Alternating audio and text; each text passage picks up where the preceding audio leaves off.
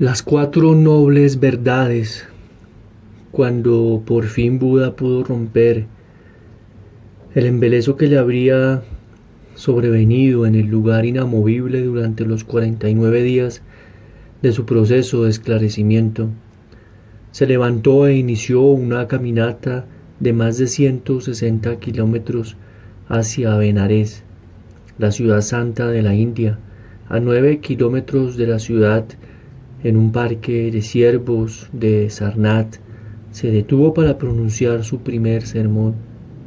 Los fieles eran pocos, solo 5 ascetas que habían compartido con él sus severas privaciones, pero que se habían separado de él encolerizados cuando había renunciado a aquella práctica y que ahora se habían convertido en sus primeros discípulos.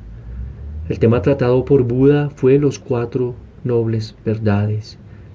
El primer discurso oficial, tras su despertar, fue una declaración de los descubrimientos clave que le habían sobrevenido como punto culminante de sus 6 años de búsqueda.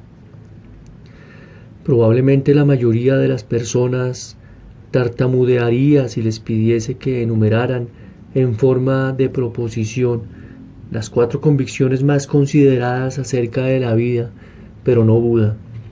Las 4 nobles verdades son su respuesta a esa solicitud. Juntas constituyen los axiomas de su sistema, los postulados de los que se derivan, lógicamente, sus restantes enseñanzas. La primera es que la vida es dukkha, traducido en general como sufrimiento, aunque lejos del significado más amplio, el sufrimiento es una parte importante de ese significado y debería ser tratado antes de pasar a las otras connotaciones. Contra la opinión de los primeros intérpretes occidentales, la filosofía budista no es pesimista.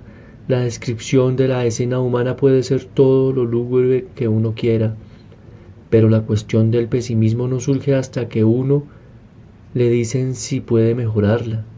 Dado que Buda estaba convencido de que podía hacerlo, su perspectiva se encuadra en la observación hecha por Heinrich Zimmer de que en el pensamiento budista todo sustenta la percepción básica de que fundamentalmente todo está bien. Un optimismo supremo prevalece por doquier. Pero Buda vio con claridad que la vida, tal como suele vivirse, es insatisfactoria y está llena de inseguridad. Buda no tenía dudas de que es posible pasárselo bien y de que es un goce pasárselo bien, pero se le hicieron manifiestas 2 cuestiones. Una consistía en saber cuánto de la vida puede disfrutarse así, la otra en qué nivel de nuestro ser se produce ese goce. Buda pensaba que el nivel era superficial, quizás suficiente para animales, pero que, en cuanto se refería a la mente humana, dejaba profundas regiones de ella vacías e insatisfechas. Desde este punto de vista, hasta el placer es un dolor recubierto de oro. La más dulce dicha de la tierra no es otra cosa que un dolor disfrazado, escribió William Drummond, mientras que Shelley habla de ese desasosiego que los hombres erróneamente llaman deleite. Bajo el resplandor del neón está la oscuridad en la esencia, no de la realidad, sino de la vida humana no renovada. Está la serena desesperación que Thoreau veía en la mayor parte de las vidas de los seres humanos. Es por eso por lo que buscamos distracciones, porque las distracciones nos apartan de lo que yace bajo la superficie. Algunos podrán apartarse durante periodos más prolongados, pero la oscuridad persiste.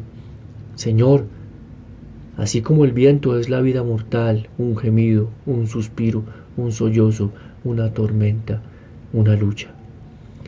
Esta valoración de la condición normal de la vida está impulsada por el realismo más que por la morbosidad, como lo sugiere la cantidad de pensadores de toda clase que le han compartido.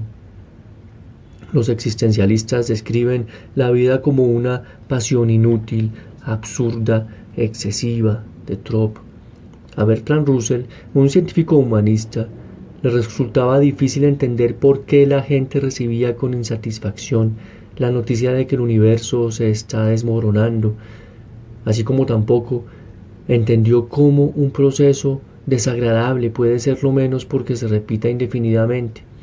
La poesía, eterno barómetro de la sensibilidad, habla de la penosa confusión de la vida y de la lenta contracción del tiempo en el más esperado corazón. Buda nunca fue más allá de Robert Penguarren. O es real, es lo único real, el dolor. Así que digamos la verdad como hombres. Nacemos para la dicha, para que ésta se torne dolor. Nacemos para la esperanza, para que ésta se torne dolor. Nacemos para el amor, para que éste se torne dolor. Nacemos para el dolor, para que éste se torne más dolor. Y de ese superabundante e inagotable flujo podamos dar a otros dolor como nuestra definición fundamental.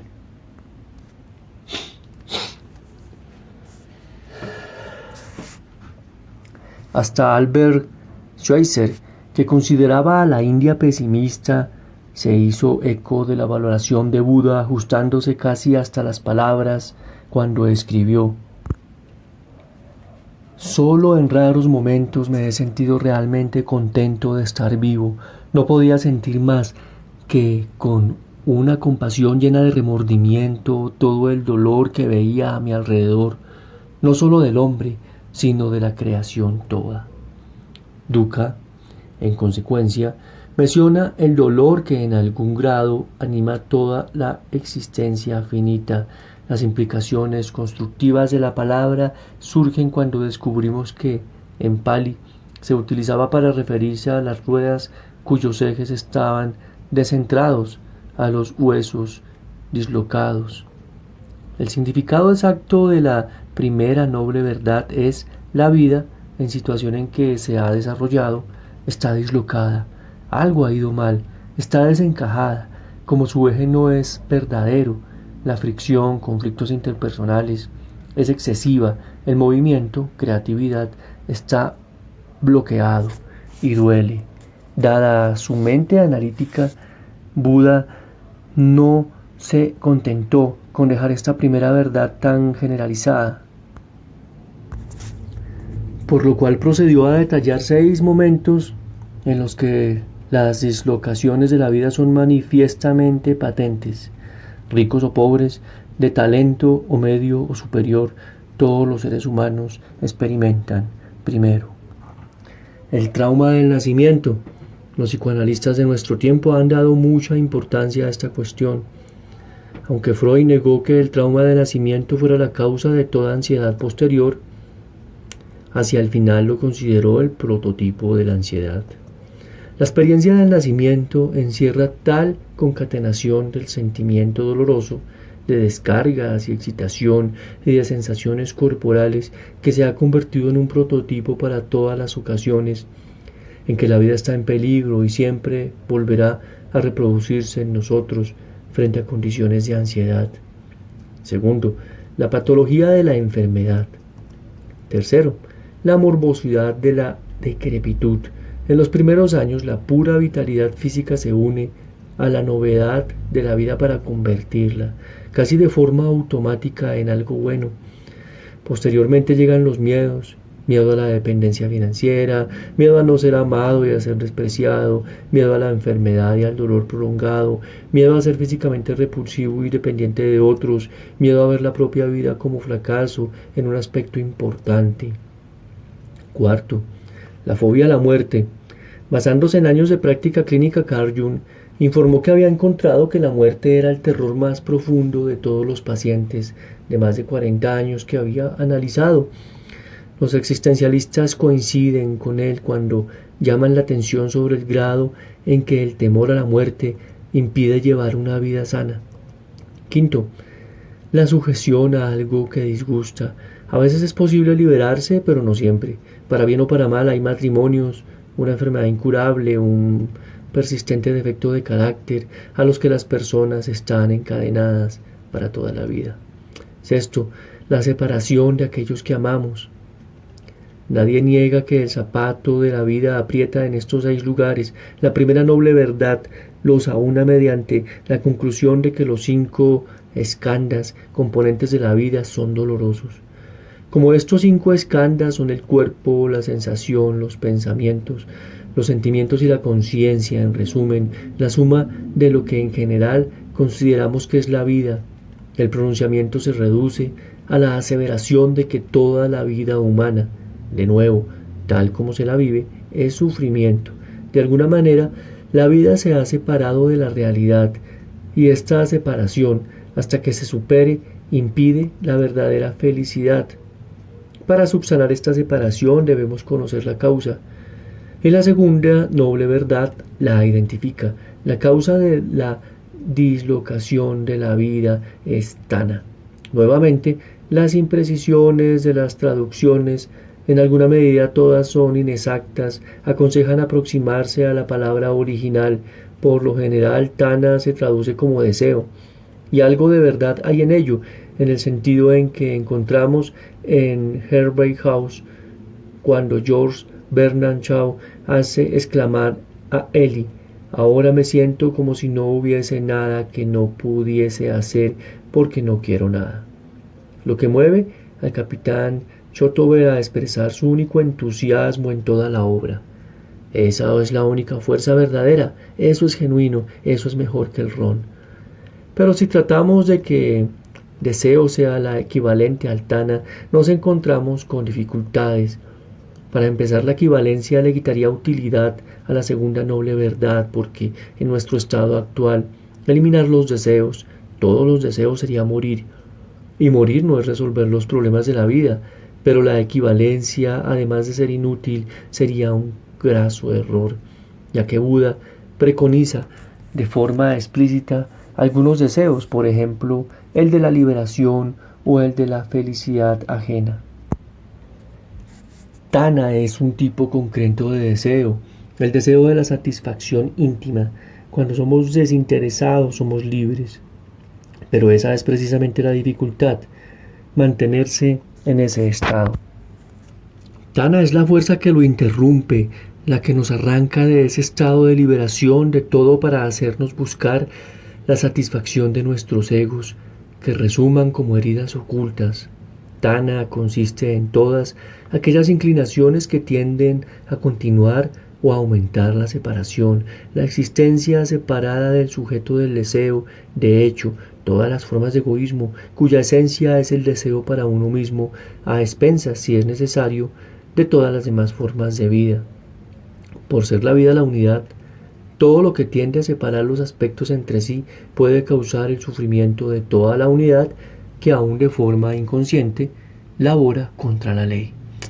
Nuestro deber para con nuestros semejantes es verlos como extensiones, como otros aspectos de nosotros mismos, como facetas semejantes de la misma realidad. Hay en esto una cierta diferencia en la forma en que la gente suele ver a sus vecinos. La perspectiva humana habitual se encuentra a medio camino de la descripción que Ibsen hace de los pacientes en un fenopático en el que cada uno se encierra en la cuba de su ego, taponada con ego y puesta a madurar en un pozo de ego. Ante la fotografía de un grupo, ¿qué cara se reconoce primero? Este es un síntoma pequeño pero expresivo del cáncer devorador que causa tristeza. ¿Dónde está el hombre aquí? ¿Le preocupa tanto al que alguien pase hambre como el que sus propios hijos coman? ¿Dónde está la mujer que se preocupa tanto de que se eleve el nivel de vida de todo el mundo como de que aumente su propio salario? Aquí, dijo Buda, es donde reside el problema. Es por esto por lo que sufrimos. En vez de vincular nuestra fe, nuestro amor y nuestro destino con el todo, persistimos en enjaezar con ellos a los que enclenques burros de nuestro ego individuales, que seguramente tropezarán y al final caerán. Al minar nuestra identidad individual, nos encerramos en nuestros egos aprisionados por la piel, Alan Watts, y buscamos la satisfacción intensificándolos y expandiéndolos. Qué necios somos al suponer que el aprisionamiento puede liberarnos. ¿Es que no vemos que es por el ego por lo que sufrimos? Lejos de ser la puerta hacia una vida rica, el ego es una hernia estrangulada que, cuanto más se inflama, más se cierra, reduciendo el flujo de la circulación de la que depende la salud y causando más dolor. La tercera noble verdad sigue por lógica a la segunda. Si la causa de la distorsión de la vida es el deseo egoísta, su cura reside en superar ese deseo. Si pudiésemos librarnos de los estrechos límites del interés por nosotros mismos y lanzarnos al vasto espacio de la vida universal, podríamos librarnos de nuestro tormento. La cuarta noble verdad describe la forma en la que podemos curarnos, la superación de Tana, la salida de nuestra cautividad se logra recorriendo el noble óctuple sendero.